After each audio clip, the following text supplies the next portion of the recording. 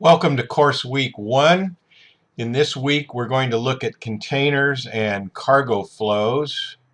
And this is a container-centric course. That means that containers are in most of our discussions. And the reason for that is that most of the articles written about global commerce these days and moving freight in networks has to do with containerized freight.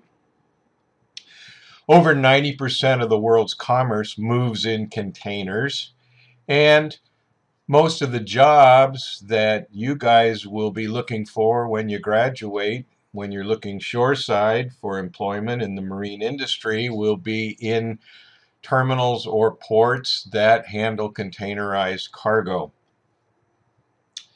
I'm going to talk today about cargo flows in and out of the U.S.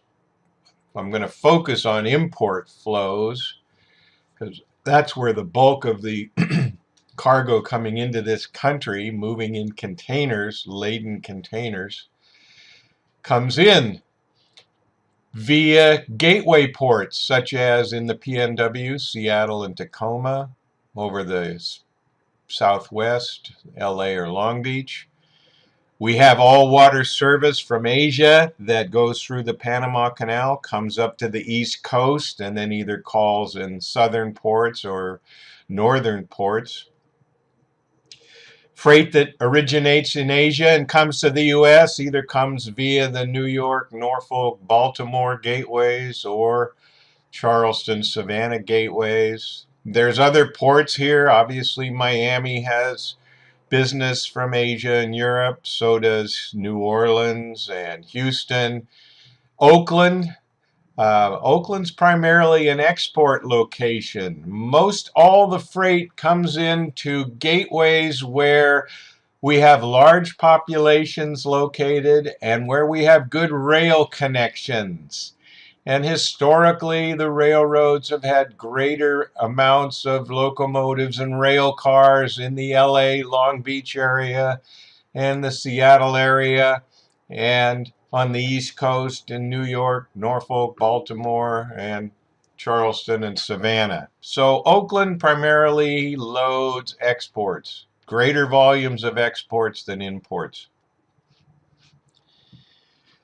So these distinct flows coming from Asia, freight moves to the LA Long Beach Gateway, or as I said, via the PNW, or can move through to the East Coast. When a big container ship comes in, about half of the boxes are destined for local delivery. So in LA, we have discharge for Wilmington and Fresno and San Diego and City of Industry. And same thing on the East Coast. A box might discharge in Savannah and be destined to Atlanta or Memphis or even Charleston. So that's local freight. The other half of the ship contains freight that's going to move by rail to interior destinations. That's what we have here. The freight comes off the ship. It's either held in the yard to be delivered locally or as quickly as possible put on rail cars to move to inland locations. Now, over the PSW, Pacific Southwest Gateway, we have rail service up to Chicago. We can even go beyond Chicago to New York or Norfolk or Baltimore. We have Southern Corridor rail service that goes to Dallas and Atlanta and Memphis, Tennessee. Over the Northwest, we have rail service into Chicago and beyond to New York. Same thing with freight that comes over the East Coast. Local consumption for about half the discharge, and interior rail destined freight that moves to the Midwest, or if it comes off the ship in Charleston or Savannah, it can move to Atlanta or Memphis via rail. So these are the major U.S. cargo flows from Asia via the PNW, PSW.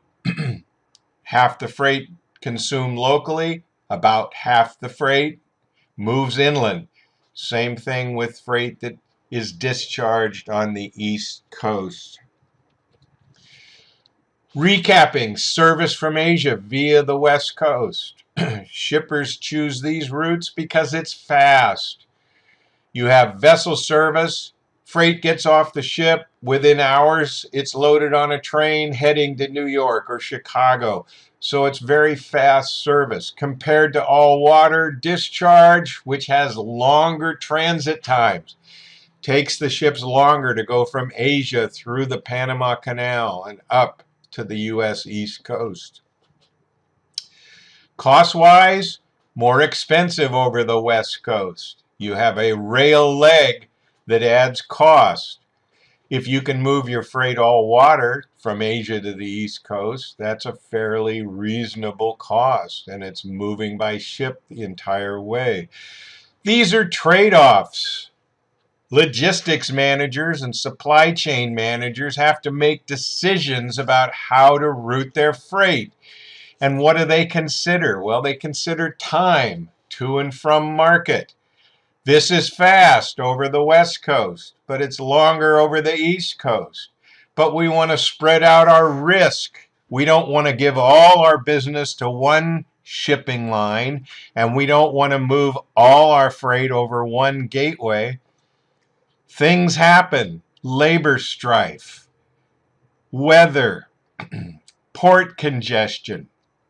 Smart logistics managers move their freight over multiple gateways, and it also smooths out their costs. They have some that moves faster at a higher cost, some freight that moves lower, but it takes longer. These are known as trade-offs, key factors in this course. You will hear me use the term trade-offs a lot. Well, these are common trade-offs. Cost versus time. Probably the biggest trade-off in this course. What does it cost us to do something? Load or unload a ship? Work a yard? What does that do to me time-wise? So, these are considerations in cargo flows, the trade-offs that logistics managers make every day. I showed you imports, but the same rules apply for exports. Cargo can move by rail from an interior to a water port and load onto a ship and go to Asia or go to Europe. And the last thing I want to talk to you about is Canada. In week 4, you're going to look at competition between ports. And Canada ports are really coming on strong these days. So when we get to competition, you will be learning about Prince Rupert and Vancouver. And here's 2 more ports that logistics managers can consider when looking at moving freight from Europe. There are some very fine vessel services that come from Europe and come over Vancouver and Prince Rupert. And we have rail service all the way to the mid-levels of the U.S. Good rail service via Canada into Chicago. And from there, we can actually make connections and go all the way down to Memphis. And the Mexican ports are starting to improve in their service, and rail service from Mexico is starting to be used by a number of shippers. So, imports from Asia, from Europe, have a lot of gateways that the cargo can move over, both for imports and for exports as well.